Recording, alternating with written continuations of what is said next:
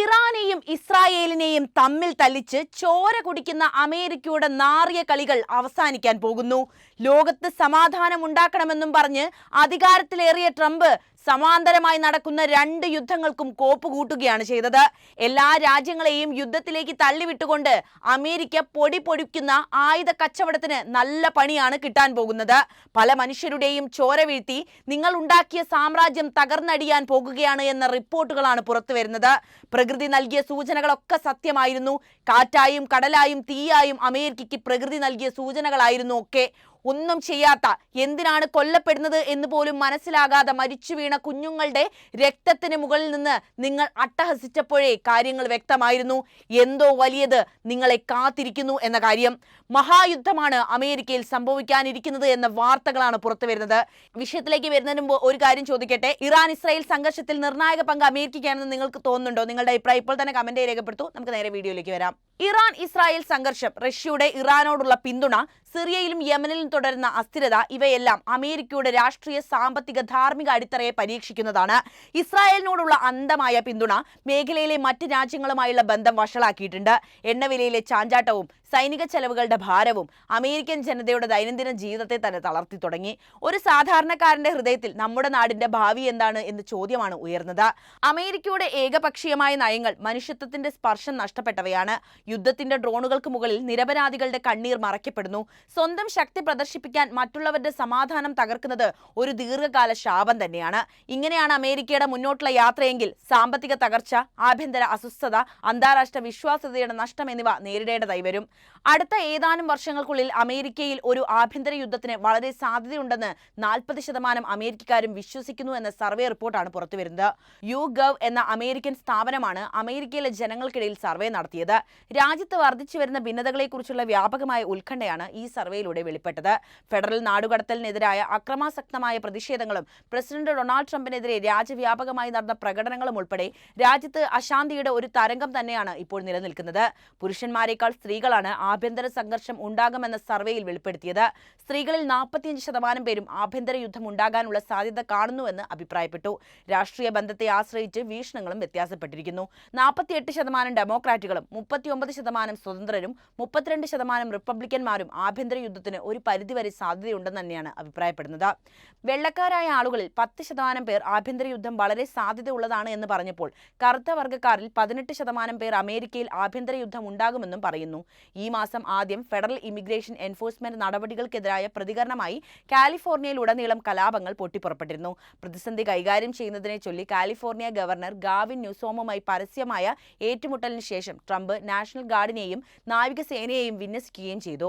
അതേസമയം സ്വേച്ഛാധിപത്യത്തിനും കോടീശ്വരന്മാർക്ക് പ്രഥമ പരിഗണന നൽകുന്ന രാഷ്ട്രീയത്തിനും ജനാധിപത്യത്തിന്റെ സൈനികവൽക്കരണത്തിനും എതിരായ നിലപാടായിട്ടാണ് പ്രതിഷേധക്കാർ തങ്ങളുടെ പ്രതിഷേധങ്ങളെ വിശേഷിപ്പിച്ചത്.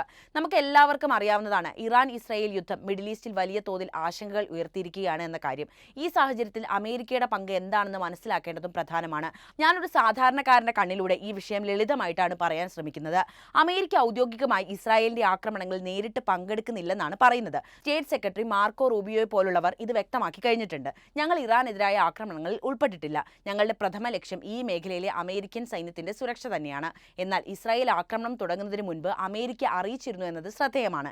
ട്രംപ് തന്നെ ഇതിനെ ഹെഡ്സ് അപ്പ് എന്നതിനപ്പുറം ഒരു അറിവ് എന്നാണ് വിശേഷിപ്പിച്ചത്. പക്ഷേ ഇതിന് പിന്നിൽ കുറച്ചുകൂടി സങ്കീർണതകൾ നിലനിൽക്കുന്നുണ്ട്.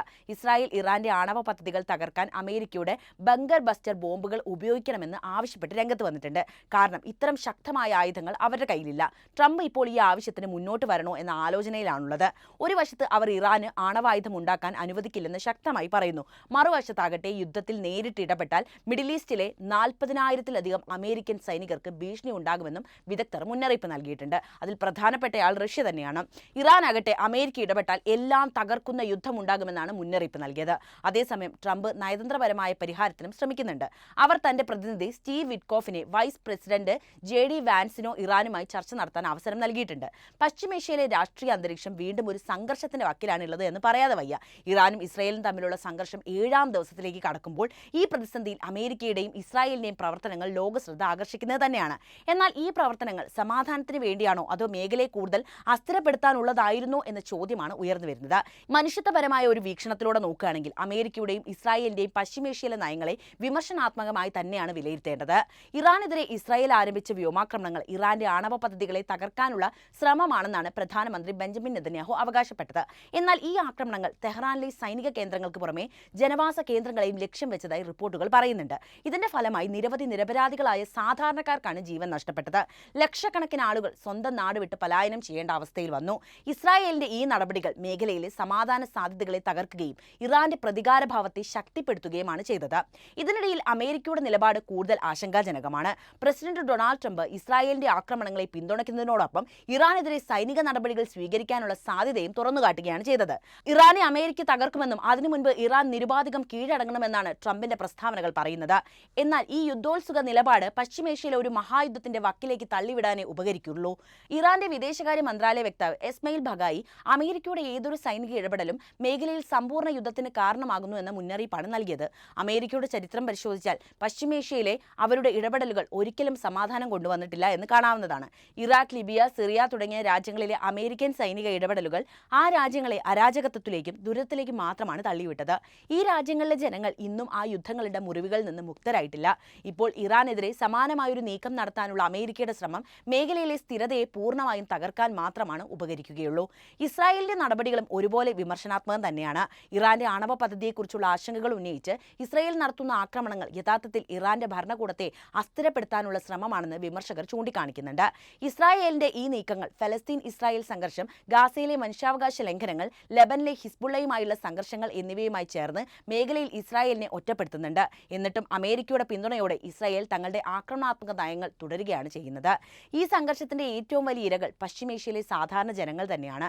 തെഹ്റാനിൽ നിന്ന് പലായനം ചെയ്യുന്ന കുടുംബങ്ങൾ, ഗാസയിൽ ഇസ്രായേൽ ആക്രമണങ്ങളിൽ ജീവൻ നഷ്ടപ്പെട്ടവർ, ലെബനിലും സിറിയയിലും അരക്ഷിതാവസ്ഥയിൽ കഴിയുന്നവർ, ഇവർക്കെല്ലാം ഈ യുദ്ധങ്ങൾ ദുരിതം മാത്രമാണ് വിധിച്ചിട്ടുള്ളത്. അമേരിക്കയും ഇസ്രായേലും തങ്ങളുടെ തന്ത്രപരമായ ലക്ഷ്യങ്ങൾക്ക് വേണ്ടി ഈ ജനങ്ങളുടെ ജീവിതം ബലി കൊടുക്കുന്നത് നീതീകരിക്കാനാകില്ല. അമേരിക്കയുടെ ഈ യുദ്ധോത്സുക നിലപാടിനെതിരെ ലോകമെമ്പാടുമുള്ള സമാധാന പ്രസ്ഥാനങ്ങൾ ശബ്ദമുയർത്തേണ്ട സമയം കൂടിയാണിത്. 60% അമേരിക്കക്കാർ പോലും ഇറാൻ ഇസ്രായേൽ സംഘർഷത്തിൽ സൈനിക ഇടപെടലിനെ എതിർക്കുന്നവരാണ് എന്ന് സർവേകൾ വ്യക്തമാക്കുന്നുണ്ട്. എന്നിട്ടും ട്രംപിന്റെ ഭരണകൂടം ഇസ്രായേലിന്റെ ആക്രമണങ്ങളെ ന്യായീകരിക്കുകയും സൈനിക നടപടികൾക്ക് തയ്യാറെടുക്കുകയും ചെയ്യുന്നു. പശ്ചിമേഷ്യയിൽ സമാധാനം പുനഃസ്ഥാപിക്കാൻ സൈനിക ഇടപെടലുകൾക്ക് പകരം നയതന്ത്രപരമായ ചർച്ചകളാണ് ആവശ്യം. ഇറാന്റെ ആണവ പദ്ധതികളെക്കുറിച്ചുള്ള ആശങ്കകൾ ഐക്യരാഷ്ട്രസഭയുടെ നേതൃത്വത്തിൽ സുതാര്യമായ ചർച്ചകളിലൂടെ പരിഹരിക്കാൻ ശ്രമിക്കണം. അമേരിക്കയും ഇസ്രായേലും യുദ്ധത്തിന്റെ പാത ഉപേക്ഷിച്ച് മേഖലയിലെ എല്ലാ രാജ്യങ്ങളുടെയും പരമാധികാരത്തെ ബഹുമാനിക്കുന്ന ഒരു നയം തന്നെയാണ് സ്വീകരിക്കേണ്ടത്. ചൈനയും റഷ്യയും ഇസ്രായേലിന്റെ ആക്രമണങ്ങളെ അപലപിച്ചുകൊണ്ട് മേഖലയിൽ സമാധാനം പുനഃസ്ഥാപിക്കാൻ ആഹ്വാനം ചെയ്തിട്ടുണ്ട്.